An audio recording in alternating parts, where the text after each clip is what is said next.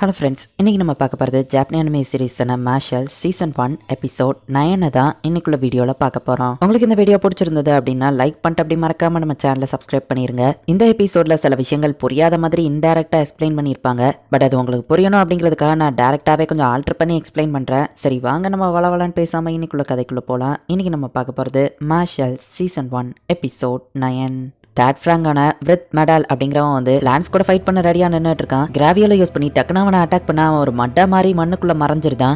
Gravity மேஜிக்கா அப்படின்னு நம்ம பின்னாடி நிறைய பேரா வந்து நிக்கிறான். கிராவியோல யூஸ் பண்ணி லான்ஸ் அது எல்லாத்தையுமே டெஸ்ட்ராய் பண்றா. பட் அது எல்லாமே மட்டு தான். பட் டக்குனு அதுல இருந்து ஒரு அட்டாக் வருது. இது எல்லாமே மட்லோஸ் தான். நான் ரியலா அட்டாக் பண்ணி ஆகணும். அதுக்கு ஒரே வழிதான் அப்படின்னா அந்த மொத்த பிளேஸ்லயுமே வந்துட்டு அவன் கிராவியோல் பவரை யூஸ் பண்றான். மாட்டிக்கிட்டியா பர்ஸ்ட் அப்படின்னு சொல்லி மடல் அட்டாக் பண்றான். லான்ஸோட காலை அவன் லாக் பண்ணிட்டதுனால லான்ஸ் எல்லாம் அசைய முடியல. கிரவுன் ஃபேமிலியோட மேஜிக்கை பத்தி நான் கேள்விப்பட்டிருக்கேன். நல்ல பிளட் லைன்ல இருந்து வந்துட்டு நீ எதுக்காக அந்த வீக்லிங்ஸ் கூட சுத்திட்டு இருக்க? நீ அழகா மேஜியா லோபஸ்ல ஜாயின் பண்ணி லார்ட் அபல்காக வேலை பார்த்திருக்கலாம். ஒன்னு சுத்தி ஸ்ட்ராங்கானவங்க இருந்தாதான் நீயும் ஸ்ட்ராங்கா மாற முடியும். அதை விட்டுட்டு அந்த குப்பைங்களை கூட வச்சிருந்தேன்னா உன்னால எதையும் சாதிக்க முடியாது. அந்த ஆட்லர்ஸ் எல்லாருமே குப்பைங்க தான். அவங்கள விட்டுட்டு என்ன மாதிரி ஈக்குவலானவங்க கூட போய் ஜாயின் பண்ணிக்கோ. மேஜியா லோபஸ்ல இருக்கிறதுக்குலாம் அந்த மாதிரி திறமசாலிங்களால மட்டும்தான் முடியும் அப்படின்னு நம்ம சொல்லவும், சுத்தி இருக்கிறவங்களை நம்பி இருக்கிறது இல்ல என்னோட ஸ்ட்ரென்த். என்னோட என்விரான்மெண்ட் எப்படி இருந்தாலும் சரி நான் ஸ்ட்ராங்கா மாறுவேன். என்ன பொறுத்தளவு நீ எல்லாம் செகண்ட் ரேட் மேஜிக் யூசர் தான் அப்படின்னு லான்ஸ் சொல்லவும், யாருன்னா அப்படின்னு மாடல் பேசிட்டு இருக்கும் போதே கிராவியல் மேஜிக்கை இவ்வளவு நேரம் லான்ஸ் கீழே பக்கம் தான் யூஸ் பண்ணிருப்பான். பட் இப்ப சைடுல போய் அடிக்கிற மாதிரி யூஸ் பண்றான். எந்த சைடு கிராவிட்டியை ஷிஃப்ட் பண்ணாலும் சரி என் மட்வால் குஷன் இருக்கிற வரைக்கும் நான் சேஃப் தான். ஏதாச்சும் ஒன்ல போய் நான் மோதினா தானே எனக்கு அடி போடும் அப்படின்னு சொல்லி மடால் யோசிச்சுட்டு இருந்தா,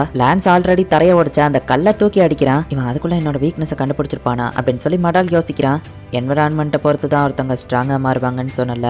அப்படி பார்த்தா இந்த என்விரான்மெண்ட் எனக்கு சூட்டபிள் ஆனது. இங்கே நான் தான் ஸ்ட்ராங் அப்படின்னு சொல்லி லான்ஸ் சொல்கிறான். பிறக்கும் போதே டபுள் லைனோட ஸ்பெஷலாக பிறந்தவன். மிடில் ஸ்கூல்லேயே இந்த அகாடமியில் ஜாயின் பண்ணேன். ஈவன் மேஜியா லோபஸில் கூட நான் ஜாயின் பண்ணேன். ஆப்வியஸாக நான் தான் ஸ்ட்ராங். இவன் என்னை விட வீக்கானவன் தான் அப்படின்னு மடால் யோசிச்சுட்டு, ஒரு ஃபர்ஸ்ட் இயர் என்ன தோக்கடிக்க முடியும்னு நினச்சியா? மற்ற ஸ்டூடெண்ட்ஸ்டே இருந்து நாங்கள் உறிஞ்செடுத்த மேஜிக் எசன்ஸ் அப்படின்னு அதை குடிச்சிட்டு மடால் ரொம்பவே ஸ்ட்ராங்காக மாறுதான். நான் யாருன்னு இப்போ உனக்கு காமிக்கிறேன்டா. முடரோ செகண்ட் அப்படின்னு அவன் சொல்லவும் ஒரு பெரிய ஜெயண்ட் மாதிரி ஒன்று கிரியேட் ஆகுது. இந்த செகண்ட் மேஜிக் அப்படிங்கிறது high level magic. Normal magic யூசர்ஸால அதை யூஸ் பண்ண முடியாது. அதிக மேஜிக் பவர் இருக்கிறவங்க மோஸ்ட்லி டூ லைனர்ஸால மட்டும்தான் அதை யூஸ் பண்ணவே முடியும். வர்த்தியான சில பேரால மட்டும்தான் இந்த செகண்ட் யூஸ் பண்ண முடியும். நான் வர்த்தியானவன் அப்படின்னு மடால் யோசிக்கிறான். மேஜிக் எவ்வளவு ஸ்ட்ராங்கா இருக்கும் அந்த லெவலுக்கு நீ வர்த்தியானவனா இருப்ப. ஆப்டிடியூட் கம்மியா இருந்தா நீ வர்த்லெஸ் தான் அப்படின்னு மடால் அப்பா சொல்லியிருப்பாரு.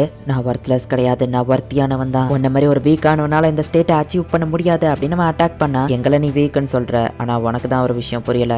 ஒரு முக்கியமான விஷயத்தையே எனக்கு அவன் தான் ரிமைண்ட் பண்ணா அப்படின்னு லான்ஸ் யோசிச்சு பார்க்கறான். கிளம்சிஸோட டெசிஷன் எடுக்க முடியாதுன்னு நம்ம ஹீரோ சொல்லியிருப்பான். என் ஃப்ரெண்ட்ஸை நான் மட்டும் தான்டா கலாய்ப்பேன். கிராவியோல் செகண்ட் அப்படின்னு லான்ஸுமே இப்போ செகண்ட் மேஜிக் யூஸ் பண்றான். இந்த பில்லர்ஸ் எல்லாருமே அதை நோக்கி தான் எல்லாத்தையும் இழுத்துட்டு இருக்கு. ஸோ அதுக்கு சென்டர்ல எவ்வளவு பெரிய ஆப்ஜெக்ட் இருந்தாலும் சரி எல்லா பக்கமும் கிராவிடேஷனல் இருக்கிறதுனால அது துண்டா பிஞ்சிரும் அப்படின்னு லான்ஸ் சொல்றான். என்னோட செகண்ட் மேஜிக்கு இவன் கிட்ட தோத்து போயிட்டா, அவன் என்ன தோக்கடிச்சிட்டானா அப்படின்னு சொல்லி மடால் யோசிக்கிறான். லேம்டாம்ல ஒன்று அக்செப்ட் பண்ணிக்கிட்டாங்க. ஈஸ்டர்னோட டாப் ஸ்டூடெண்டா இருக்கிற பியூரோ ஆஃப் மேஜிக்ல நீ செலக்ட் ஆக வாய்ப்பு இருக்கு. ஆனாலுமே என்ன பொறுத்தளவு நீ ஒர்த்லெஸ் தான் அப்படின்னு அவங்க அப்பா மடால் கிட்ட சொல்லியிருப்பாரு. நான் உண்மையிலேயே ஒர்த்லெஸ் தானா அப்படின்னு நம்ம யோசிக்கவும், இது உன்னோட புக் தானே கீழே கிடந்துச்சு. ஒருத்தங்களோட ஒர்த்துனா அது என்னன்னு நினைக்கிற?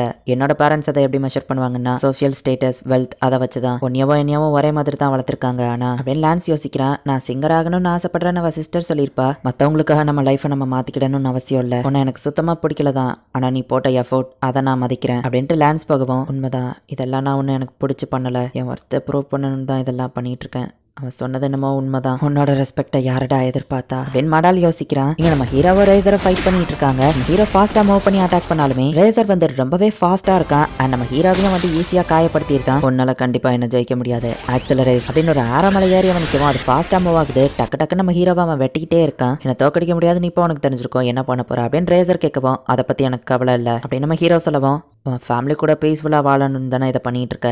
உன்னோட சுச்சுவேஷனும் என்னோட சுச்சுவேஷனும் கொஞ்சம் ஒன்று தான். சரி நீ உன்னோட பெஸ்ட்டை பண்ண. அதுக்கு முன்னாடி நான் உன்ட்ட ஒன்று காமிக்கிறேன். உன் ஃப்ரெண்டு லெமனோட மேஜிக் பவரை புரிஞ்சிட்டு இருக்காங்க. 30 நிமிஷத்துல அவள் மொத்த மேஜிக்கையும் இழந்து அவளோட மார்க்கையும் இழந்துருவா. அவள் ஒன்ன மாதிரி ஆயிட்டான்னா அது உனக்கு சந்தோஷம் தானே அப்படின்னு ரேசர் கேட்கவும், ஒருவேளை நீ சொன்னது மட்டும் உண்மையா இருந்தா உன் மாஸ்க் இன்னும் கொஞ்சம் நேரத்தில் உடையும் அப்படின்னு நம்ம ஹீரோ சொல்றான். சரியப்ப நானும் இதுக்கப்புறம் பெண் வாங்க போறதில்ல அப்படின்னு சொல்லி ரேசர் நிறைய ஆரஸ் கிரியேட் பண்ணி ஃபாஸ்டா நம்ம ஹீரோவை அட்டாக் பண்ணிக்கிட்டே இருக்கான். ஒரு கட்டத்தில் நம்ம ஹீரோவோட வயிற்றுக்குள்ளேயே கத்தியே இறக்கிடுதான்.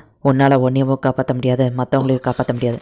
என் ஸ்வாடனை வெளியே வர மாட்டேங்கி அப்படின்னு சொல்லி அவன் ஸ்வாடை வெளியே இழுக்க ட்ரை பண்றான். உன்னை பிடிச்சிட்டேன் அப்படின்னு இப்போ நம்ம ஹீரோ ஃபுல் ஃபோர்ஸ்ல அவன் தலையில மோதுறான். சொன்ன மாதிரியே நம்ம ஹீரோ அவன் மாஸ்கை உடச்சிட்டான். உன் கண்ணு அது ரெட்டா இருக்கு, உனக்கு என்ன கண் வலியா அப்படின்னு நம்ம ஹீரோ கேட்கவும், இந்த ரெட் ஐயை பத்தி உனக்கு தெரியாத நம்ம கேட்கவும், சாரி தெரியாத நம்ம ஹீரோ சொல்லவும், இதுதான் ஈவில் ஐ, இதை நான் ஒருத்தர் மேலே யூஸ் பண்ணா அவங்களால மேஜிக்கை யூஸ் பண்ண முடியாது, மேஜிக் தான் அந்த உலகத்துல எல்லாங்கிறதுனால மேஜிக் யூஸருக்கு இது ஒரு எதிரி மாதிரி அப்படின்னு நம்ம சொல்லவும், சாரிப்பா உன்னால இந்த கண்ணை என் யூஸ் பண்ண முடியாது அப்படின்னு நம்ம ஹீரோ சொல்லவும், பரவாயில்ல இருக்கட்டும், இந்த கண்ணை பார்த்து எல்லாருமே பயப்படவும் என்ன வெறுக்கவும் தான் செஞ்சிருக்காங்க, ஈவன் என் பேரண்ட்ஸ் கூட. ஆனா உன்னோட சுச்சுவேஷனை பார்த்தா நீ ரொம்பவே கொடுத்து வச்சவன் நினைக்கிறேன், உன்னை ரொம்ப நல்லபடியா வளர்த்திருப்பாங்க, சோ உனக்கு என் கஷ்டம் புரியாது, சில பேர்லாம் அந்த உலகத்துல பிறந்திருக்கவே கூடாது, ஆக்சிலரேஸ் செகண்ட் அப்படின்னு இவனும் செகண்ட் மேஜிக்கை யூஸ் பண்றான், இந்த ஃபோர்ஸ் ஃபீல்டுக்குள்ள இருக்கிற மொத்தமும் என் கண்ட்ரோல்ல தான் இருக்கும் அப்படின்னு ரேசர் சொல்றான். நம்ம ஹீரோ மேல ஒரு ஆரோ திடீர்னு வருது, அவனை அட்டாக் பண்ணலாம் நம்ம ஹீரோ போனா நம்ம ஹீரோ ஸ்லோவாகிறான், அந்த ஆரோ அது உன்னோட ஸ்பீடை கம்மி பண்ணும், அதே நேரத்துல இந்த ஆரோ என்னோட ஸ்பீடை அதிகப்படுத்தும், நீ என்னதான் ட்ரை பண்ணாலும் கண்டிப்பா உன்னால வின் பண்ண முடியாது அப்படின்னு நம்ம ஹீரோவை ஃபாஸ்டாம அட்டாக் பண்ணிட்டு இருந்தா, ஸ்லோவா டக்குன்னு நம்ம ஹீரோ தரையை தட்டுறான், ரெண்டு சைடும் தரை தூக்குது, இப்ப டக்குன்னு போயிட்டு ரேசரை நம்ம ஹீரோ வயிற்றுலேயே ஒரு பஞ்ச் விடுறான், தரை ரெண்டு சைடு தூக்குனதுனால நான் ஸ்ட்ரைட் லைன்ல தான் வருவேன், என் மொமெண்ட்டை மினிமம் பண்ணிவேன், நான் அட்டாக் பண்ணிட்டேன் அப்படின்னு ரேசர் யோசிச்சுட்டு பின்னாடி போகலான்னு பார்த்தா டக்குன்னு நம்ம ஹீரோ அவன் காலை பிடிச்சி வச்சிருக்கான்,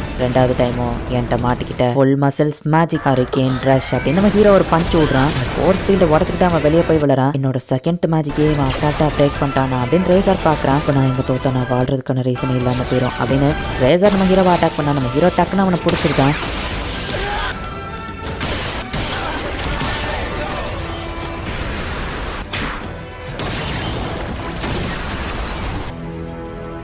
நான் நிறைய தடவை யோசிச்சிருக்கேன், நானும் ஒரு நார்மலான பையனா பிறந்திருந்தா எப்படி இருக்குன்னு. சின்ன பையனா இருக்கும்போது என்னோட அந்த கண் அவேக்கனிங் ஆயிடுச்சு, மேஜிக் கடவுளோட கிஃப்ட்னா இது ஈவிலானதுன்னு எல்லாரும் நம்பினாங்க, மார்க்லெஸ் சில்ட்ரன் மாதிரியே என்னையவும் என்னோட வீட்டு பேஸ்மெண்ட்ல அடைச்சு வச்சுட்டாங்க, சாப்பாடு மட்டும் டைமுக்கு வரும், பட் திடீர்னு ஒரு நாள் என்னோட பேரண்ட்ஸே என்னை கொல்ல ட்ரை பண்ணாங்க, அப்பதான் எனக்கு ஒரு விஷயம் புரிஞ்சுது, நான் பிறந்ததே வேஸ்ட்டு, நான் யாருக்கும் தேவையில்லைன்னு நினைச்சேன், ஆனால் லார்ட் அபெல்க்கு நான் தேவைப்பட்டேன், அவர் என்ன ஒரு டூலா யூஸ் பண்ணாலுமே எப்படியும் நான் பிரயோஜனமா இருந்தேன்னு சந்தோஷப்பட்டேன், ஆனா இப்போ திரும்பவும் ஒரு உதவாக்கிறையா யாருக்கும் தேவையில்லாதவனா மாறிட்டேன் அப்படின்னு ரேசர் சொல்லவும், நீ சொன்ன மாதிரியே மேபி நான் கொடுத்து வச்சவனா இருக்கலாம், உன்னோட லைஃப் ரொம்பவே கஷ்டமானதா இருந்திருக்கலாம், பட் நம்ம இதுக்கப்புறம் வேணா ஃப்ரெண்ட்ஸா இருக்கலாம், என்ன சொல்ற நம்ம ஹீரோ கேட்கவும், நீ ரொம்பவே நல்லவனா இருக்க, எனக்கு உன்னை பார்த்தா பொறாமையா இருக்கு, இப்போ நீ இப்படி சொல்லலாம், நான் ஃபியூச்சர்ல என் ஈவிலையை பார்த்து நீ மனசு மாற வாய்ப்பு இருக்கு, சரி நான் உன் நல்லதுக்காக தான் சொல்றேன், இதுக்கு மேலேயும் நீ போகாத, லார்ட் அபெலை உன்னால தோக்கடிக்க முடியாது, ஏன்னா அவர் ரொம்பவுமே ஸ்ட்ராங் அப்படின்னு ரேசர் சொல்லவும், வார்னிங் கொடுத்ததுக்கு தேங்க்ஸ், பட் நான் தோத்து போக மாட்டேன், உன் ஈவிலையை பார்த்தோம் என் மனசு எப்படி இருந்தாலும் மாறப்போகுது இல்லை, எல்லாம் முடிஞ்ச அப்புறமா நம்ம வேணா கிரீம் பஃப் சாப்பிடலாமா அப்படின்னு நம்ம ஹீரோ கேட்கறான், அப்புறம் பார்க்கலாம் அப்படின்ட்டு நம்ம ஹீரோ கிளம்புறான், இந்த மாதிரி ஒருத்தனை பார்த்ததே இல்லை அப்படின்னு ரேசர் யோசிக்கிறான். இந்த இடத்துல இந்த எபிசோட் முடியுது. வர்ற எல்லா எதிரிகளையுமே நம்ம ஹீரோ ஃப்ரெண்டாவே தான் மாத்திட்டு வந்துகிட்டு இருக்கான். நெக்ஸ்ட் எபிசோட் எனக்கு one of the most favourite episode அப்படின்னு சொல்லலாம். அந்த லெவலுக்கு சூப்பரா இருக்கும். ஸோ மிஸ் பண்ணாம பார்த்து என்ஜாய் பண்ணுங்க. அண்ட் உங்களுக்கு இந்த வீடியோ பிடிச்சிருந்தது அப்படின்னா லைக் பண்ணிட்டு அப்படி மறக்காம நம்ம சேனலை சப்ஸ்கிரைப் பண்ணிருங்க. தேங்க்யூ ஃபார் வாட்சிங். Bye guys. நெக்ஸ்ட் எபிசோட்ல மீட் பண்ணலாம்.